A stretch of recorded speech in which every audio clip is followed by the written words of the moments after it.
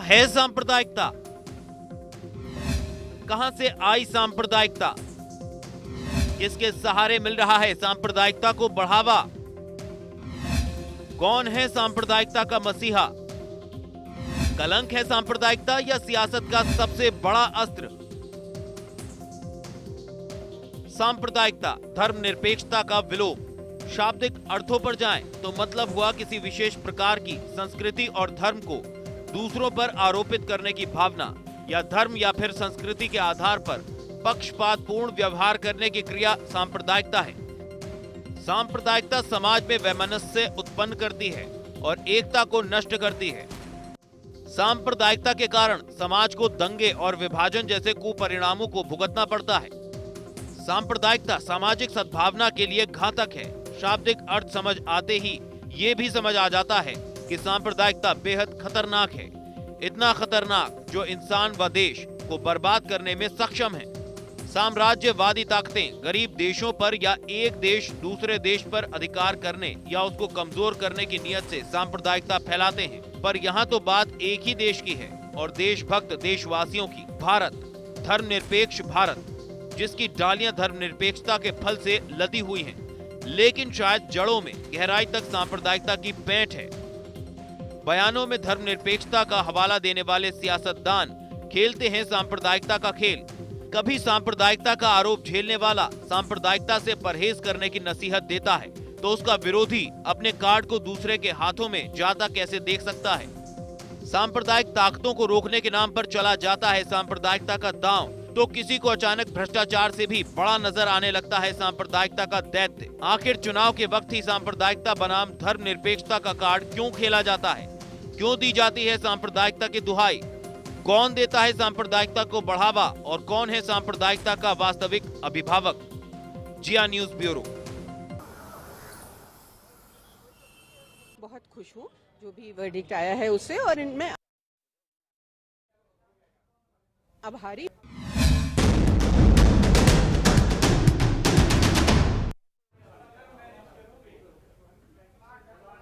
नमस्कार, मैं हूं लवी गुंबर और आप देख रहे हैं जिया न्यूज पर हमारी खास पेशकश सांप्रदायिकता और सियासत।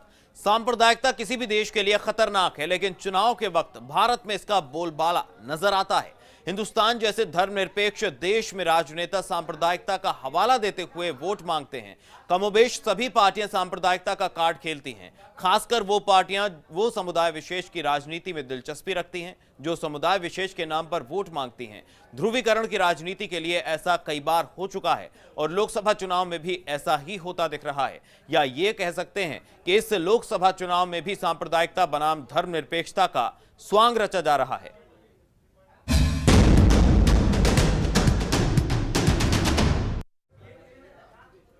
तो सोनिया गांधी ने मंगलवार को जामा मस्जिद के इमाम सैयद अहमद बुखारी की अगुवाई वाले शिष्टमंडल से मुलाकात की। सूत्रों के मुताबिक इस मुलाकात के दौरान सोनिया गांधी ने कथित रूप से मुसलमानों से अपील की थी कि वो चुनाव के दौरान बटे नहीं। सोनिया के बुखारी से मिलते ही बीजेपी बुरी तरह से तमतमा गई और आरोप लगा दिया कि सोनिया सांप्रदायिकता का खेल खेल रही हैं। देख लेते हैं एक रिपोर्ट। बुखारी और सोनिया की मुलाकात पर गरमाई सियासत। बीजेपी ने बोला सोनिया गांधी पर हमला। राजनीति के सांप्रदायिकरण का लगाया आरोप। कांग्रेस ने भी किया पलटवार। 30 साल बाद कांग्रेस के अध्यक्ष और जामा मस्जिद के शाही इमाम बुखारी के बीच हुई मुलाकात ने राजनीतिक हलकों में सियासी पारे को चढ़ा दिया। सोनिया गांधी ने मंगलवार को जामा मस्जिद के इमाम सैयद अहमद बुखारी के नेतृत्व वाले शिष्टमंडल से मुलाकात की थी। बताया जा रहा है कि इस मुलाकात के दौरान सोनिया गांधी ने कथित रूप से मुसलमानों से अपील की थी कि वो चुनाव के दौरान बटे नहीं। इस मुलाकात के बाद बीजेपी का पारा चढ़ गया और उसने सोनिया गांधी पर सांप्रदायिकता की राजनीति करने का आरोप मढ़ दिया और इस मामले पर चुनाव आयोग से संज्ञान लेने की मांग कर डाली। उधर बीजेपी के आरोपों से तिलमिलाई कांग्रेस ने भी पलटवार किया है। कांग्रेस का कहना है कि जामा मस्जिद के शाही इमाम और कांग्रेस अध्यक्ष के बीच हुई मुलाकात में कुछ भी गलत नहीं है। कांग्रेस को इस बार के आम चुनाव में अपनी दीवारें दरकती हुई दिखाई दे रही हैं। ऐसे में कांग्रेस हर वो हथकंडा अपना रही है जिससे विरोधियों को मात दी जा सके। शायद यही सोचकर सोनिया गांधी ने शाही इमाम बुखारी से मुलाकात की और उन्हें अपने साथ आने की अपील भी कर डाली। लेकिन जिस अंदाज में सोनिया ने बुखारी को एकजुट होने को कहा है, उससे साफ जाहिर है कि कांग्रेस मुस्लिम मतदाताओं को एकजुट कर बीजेपी से लोहा लेने की तैयारी में है। लेकिन सोनिया और शाही इमाम बुखारी की मुलाकात ने कुछ सवाल तो जरूर खड़े कर दिए हैं। ब्यूरो रिपोर्ट, जिया न्यूज।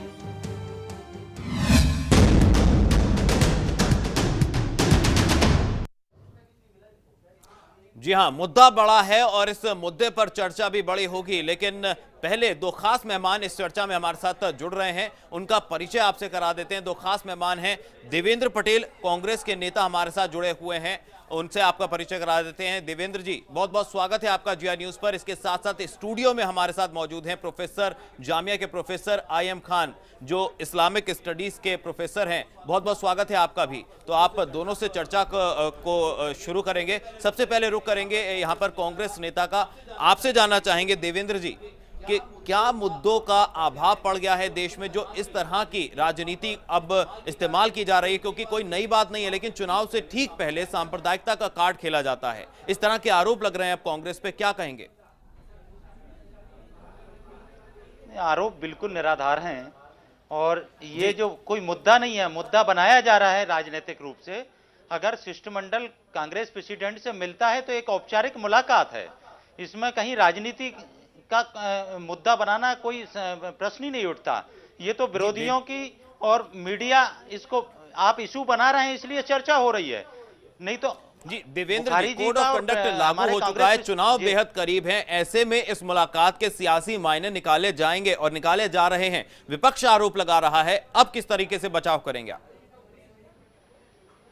नहीं, इसमें बचाव वाली कोई मुद्रा की बात ही नहीं आती है कि अगर किसी से मिलना, क्या चुनाव आचार संहिता में एक दूसरे से मिलना मना नहीं होता अलग बात है, लेकिन समुदाय विशेष से अगर हमारे अपील करना वो एक अलग चीज है। अपील को कोई इस ढंग एकजुट रहने की अपील तो की ना सोनिया गांधी ने, आप इस बात को नकारते हैं क्या? जी, अपील तो की ना समुदाय विशेष को एकजुट रहने के लिए, क्या इस बात को नकारते हैं आप? नहीं, एकजुट रहना कहना कोई बुरी बात नहीं है। देश में सबको एकजुट रहना चाहिए, समुदायों को एकजुट रहना चाहिए, इसमें कोई बुरी बात क्या है इसमें? चलिए, अब प्रोफेसर साहब के पास रुख कर लेते हैं। आपसे जानना चाहेंगे खान साहब कि जिस तरीके से अब चुनाव नजदीक है और जो जिस तरीके की सियासत जो है अब जोर पकड़ रही है, क्या कहेंगे इस तरह की जो क्या वाकई मुद्दों का अभाव है, मुद्दों की कमी आ गई है, जो इस तरह की सियासत जो है वो हमेशा जोर पकड़ती है चुनाव से ठीक पहले?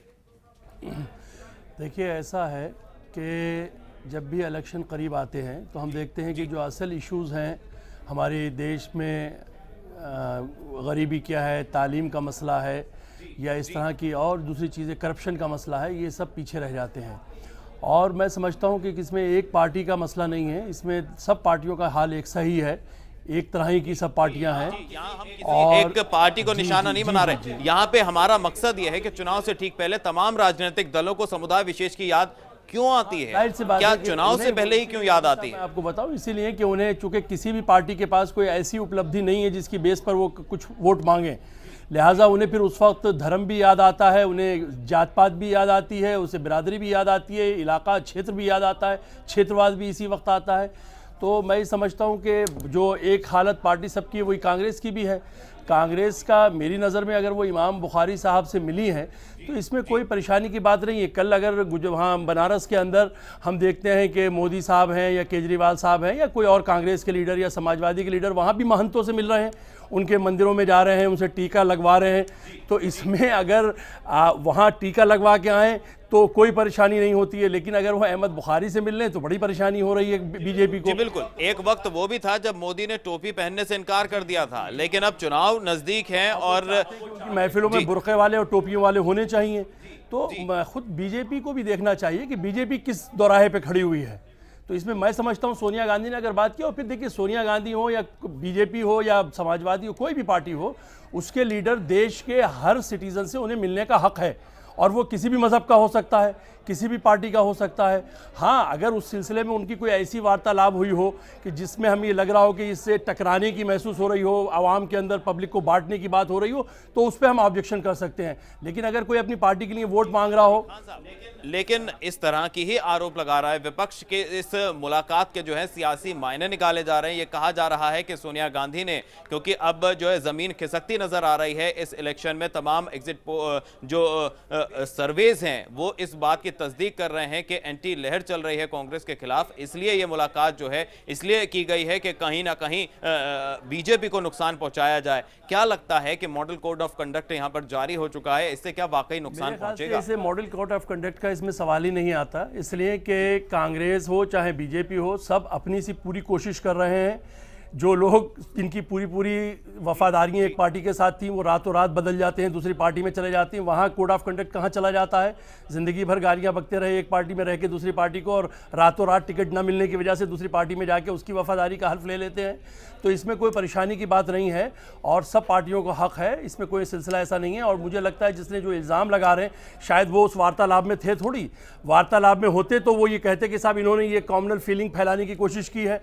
जब उसमें है नहीं तो उसके अंदाजे से क्या बात की जा सकती है, और अंदाजे पर कोई चर्चा नहीं होती है। लेकिन इस तरह के आरोप इसलिए लग रहे हैं क्योंकि जो दिल्ली के जामा मस्जिद के इमाम हैं वो धर्मगुरु तो हैं, लेकिन उसके साथ साथ उनकी सियासत में भी अच्छी खासी दखल और अच्छी खासी पैंठ रहती है। तमाम सियासी दलों को वो अक्सर जो है फेवर करते हुए या इस तरह की बात कहते हुए नजर आते हैं और कई बार नाराजगी भी जाहिर कर चुके हैं। देवेंद्र जी से अगला सवाल ले लेते हैं।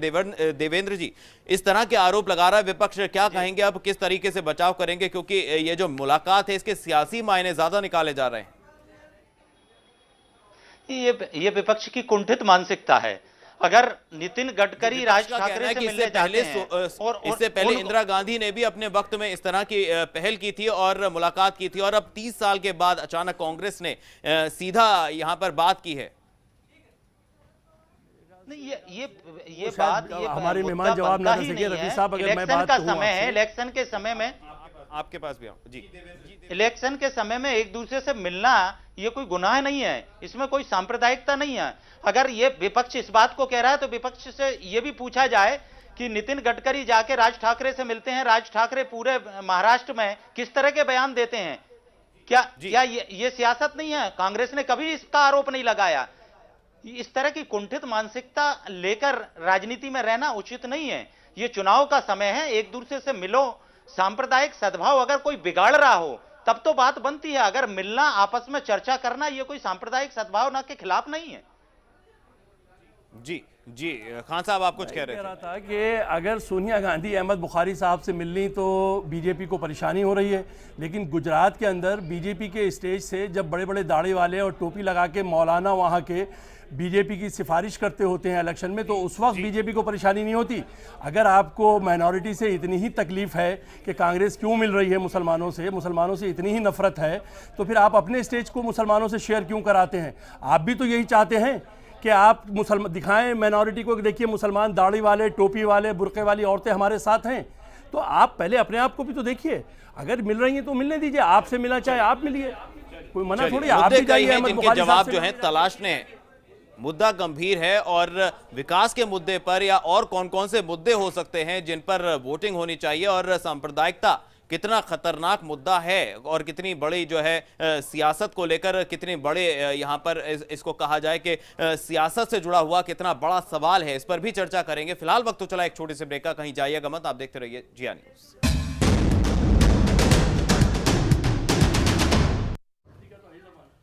स्वागत है आपका ब्रेक के बाद जिया न्यूज पर। आप देख रहे हैं हमारी खास पेशकश सियासत और सांप्रदायिकता। दिल्ली के जामा मस्जिद के शाही इमाम सैयद अहमद बुखारी जो हैं तो धर्मगुरु, लेकिन सियासत के रंग में सराबोर रहते हैं। मुस्लिम समुदाय की नुमाइंदगी करने वाले इमाम बुखारी का सियासत से पुराना नाता है और कई बार उनके मिजाज भी बदलते दिखे हैं। देख लेते हैं एक रिपोर्ट। शाही इमाम और सियासत। शाही इमाम बुखारी का राजनीति से पुराना नाता। पहले भी कर चुके हैं राजनीतिक हस्तक्षेप, कई पार्टियों से जता चुके हैं गरीबी। जामा मस्जिद के शाही इमाम सैयद अहमद बुखारी मुस्लिम धर्मगुरु हैं, मुस्लिमों के नुमाइंदे हैं।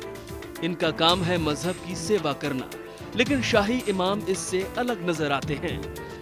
मुस्लिमों की नुमाइंदगी करते करते कई बार शाही इमाम अपनी इच्छा भी थोपते नजर आए हैं और मुस्लिम समुदाय से अपने मनमाने समर्थन की अपील करते हैं। यूपीए की चेयरपर्सन सोनिया गांधी ने मंगलवार को दिल्ली के शाही इमाम अहमद बुखारी की अगुवाई में मुसलमानों के एक प्रतिनिधि मंडल से मुलाकात की और उनसे मुस्लिमों का समर्थन मांगा। 30 साल के बाद यह पहला मामला है जब दिल्ली के जामा मस्जिद के शाही इमाम और कांग्रेस के चीफ की सीधी बात हुई हो। याद रहे कि 80 के दशक में मौजूदा शाही इमाम के पिता अब्दुल्लाह बुखारी से इंदिरा गांधी ने भी मुलाकात की थी और सोनिया जैसी ही अपील की थी। बुखारी का रुख जो भी हो, लेकिन यह पहला मामला नहीं है जब बुखारी ने सियासतदानों से हाथ मिलाया हो। इससे पहले भी बुखारी सियासत की राह चल चुके हैं, कई बार अपने बयानों से पलटते भी रहे हैं। फरवरी 2014 ममता बनर्जी की तारीख। धर्मनिरपेक्ष भारत के लिए ममता को बताया बेहतर पीएम। लोकसभा चुनाव से पहले दिल्ली के जामा मस्जिद के शाही इमाम सैयद अहमद बुखारी ने तृणमूल कांग्रेस प्रमुख ममता बनर्जी की तारीफ करते हुए कहा कि धर्मनिरपेक्ष भारत के लिए वह अन्य लोगों के मुकाबले बेहतर प्रधानमंत्री बनेंगी।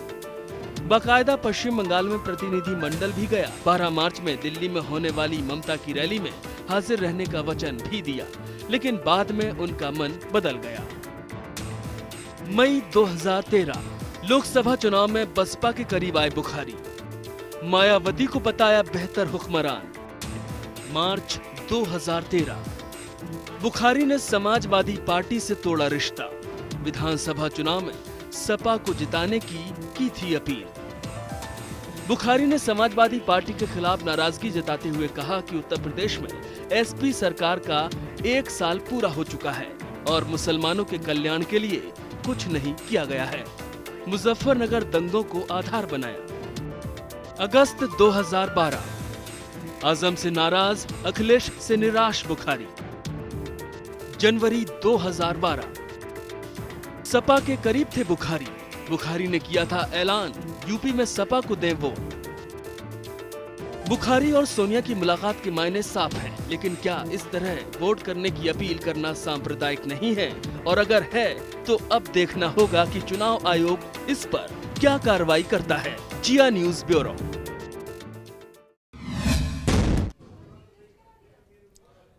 तो क्या कहें, शाही इमाम की जो तमाम राजनीतिक पार्टियां हैं उनसे नजदीकी करीबी रिश्ते रहे हैं और उनसे संबंध भी रहे हैं। अक्सर इस तरह की बातें सामने आती रही हैं। देवेंद्र जी का रुख कर लेते हैं। देवेंद्र जी, अब जिस तरीके से ये मुलाकात हुई है सोनिया गांधी की, और ये भी बात निकलकर सामने आ रही है कि सोनिया गांधी ने उनसे साथ देने की अपील की है और कहा है कि पूरे समुदाय विशेष को एकजुट रहना चाहिए और कांग्रेस का साथ देना चाहिए। क्या लगता है, और यहां पर विपक्ष ये मांग कर रहा है कि चुनाव आयोग को संज्ञान लेना चाहिए सोनिया गांधी के इस बयान पर, क्या कहेंगे? अब आप क्या कहेंगे? इसमें कहने का कुछ बचता ही नहीं है। अभी आपकी न्यूज में जो चल रही थी उसमें बता रहे हैं आप, जब वो ममता जी से मिल रहे हैं तो ये मुद्दा नहीं होता, जब ये समाजवादी से मिल रहे हैं तब ये मुद्दा नहीं होता मुलायम सिंह जी से मिलने पर, जब ये बसपा सुप्रीमो मायावती से मिल रहे हैं तो मुद्दा नहीं होता, अगर कांग्रेस की अध्यक्षा से मिल रहे हैं तो ये मुद्दा हो गया। भाजपा इतनी क्यों घबरा रही है? भाजपा को इतना उतावलापन क्यों है प्रधानमंत्री की कुर्सी के लिए कि सारे कांग्रेसियों को अपने साथ, जहां भाजपा एक तरफ तो कहती है कि हम कांग्रेस मुक्त भारत करना चाहते हैं जी, लेकिन समर्थन के साथ साथ वोट देने की अपील करना इन्होंने कर लिया है। ऐसी कोई बात नहीं आई है, ये मनगढ़ंत राजनीति हो रही है। मनगढ़ंत ऐसा कोई बयान सोनिया गांधी ने दिया है ना अब्दुल्ला बुखारी जी ने दिया है। ये मनगढ़ंत राजनीति वोट देने की अपील करना अलग बात है। कितनी गंभीरता का विषय है ये? क्या मैं ये पूछना चाहता हूं, क्या उस बैठक में कोई ऐसा व्यक्ति साक्ष्य है कि जिसके सामने ये अपील की गई है? ये केवल मनगढ़ंत पर आधार राजनीति क्यों हो रही है? आप किसी से मिलते हैं, हमें आपत्ति नहीं होती है। अगर सब कुछ कहना चाह रहे हैं परिप्रेक्ष्य जी, मैं आपकी बात में एक लफ्ज और बढ़ाऊं जुमला कि ये बताइए कि जब बीजेपी को उन्होंने सपोर्ट किया था और बीजेपी के लिए वोट मांगे थे, एक वक्त वो भी था, तो उस वक्त बीजेपी ने क्यों उनसे अपनी लिए अपील करवाई थी? अगर वो इतने ही बुरे हैं, इतने ही खराब हैं, तो उस वक्त बीजेपी ने अपना साथ क्यों लिया था? उनसे मना कर देते कि हम आपको अपने साथ नहीं चाहते हैं, आप मजहबी धर्मगुरु हैं। तो हमें समझ में यही नहीं आ रहा है कि जब अपने लिए हो तो सब कुछ अच्छा है, जब दूसरे के लिए हो तो बहुत सारी उसमें खराबियां पैदा हो जाती हैं। और मैं आपकी बात से बिल्कुल मुत्तफिक हूं। क्या उस बैठक के अंदर, लेकिन खान साहब यहाँ बात बीजेपी की नहीं, यहाँ बात कांग्रेस अध्यक्ष सोनिया गांधी की मुलाकात को लेकर कर रहे हैं, जिक्र इस बात का कर रहे हैं, इसको लेकर क्या कहेंगे? उसमें मैं समझता हूं कोई परेशानी की बात नहीं है। मेरी नज़र में हर पार्टी के लीडर को, हर कैंडिडेट को हिंदुस्तान के हर शहरी से मिलने का पूरा हक है, वो किसी भी मजहब का हो, किसी भी धर्म का हो, किसी भी जात का हो। चलिए, हक है, लेकिन खान साहब एक आपके आखिरी पड़ाव में हम अपने कार्यक्रम के, समय बहुत कम है, आपसे ये जानना चाहेंगे, भारत जैसे धर्मनिरपेक्ष देश के लिए सांप्रदायिकता के आधार पर वोट मांगना और सांप्रदाय की राजनीति करना, इसको एक शस्त्र बनाना विकास के लिए कितना बड़ा रोड़ा है? और इस आधार पर अगर देश आगे बढ़ेगा तो क्या लगता है वाकई हम आगे बढ़ रहे हैं या पीछे जा रहे हैं? लेकिन आप ये देखिए ना कि रवि साहब, एक तो उस वार्तालाप जो हुई है दोनों के बीच में, वहां ना आप थे, ना मैं था, ना बीजेपी का कोई था। क्या बात हुई है हमें यही नहीं पता है। अब जो दूसरी बात आपने कही कि विकास का मुद्दा, ये यकीनन हमारे अखबारों में, हमारे नेताओं की तकरीरों में, हम जैसे पढ़े लिखे लोगों की महफिलों में यही मेन इशू होता है। लेकिन तकलीफ की बात यह है कि जब इलेक्शन आता है तो नेतागण सब कुछ भूल जाता है और हर आदमी इस चक्कर में लगा रहता है कि मैक्सिमम अपने पार्लियामेंट के अंदर किस तरह से सीटें बढ़ा लें। और हम ये भी भूल जाते हैं कि हम ऐसे ऐसे लोगों को टिकट दे देते हैं जिन पर केसेस चलते हैं और जिनके खुलेआम उनके बारे में मालूम है कि ये सभ्य समाज के व्यक्ति नहीं है। चलिए, अब समय पूरा हो चुका है हमारी चर्चा का, लेकिन उम्मीद करते हैं कि देश की जनता जो अब जागरूक हो चुकी है वो वोट करेगी और अपने अधिकार का इस्तेमाल करेगी, मतों का अधिकार का इस्तेमाल करेगी और साथ साथ समझदारी से वोट करेगी। खास पेशकश में फिलहाल इतना ही। आप दोनों मेहमानों का बहुत बहुत शुक्रिया हमारे साथ जुड़ने के लिए और इस चर्चा में शामिल रहने के लिए। इसी के साथ जिया न्यूज पर खबरों की रफ्तार जारी है। देखते रहिए जिया न्यूज। नमस्कार।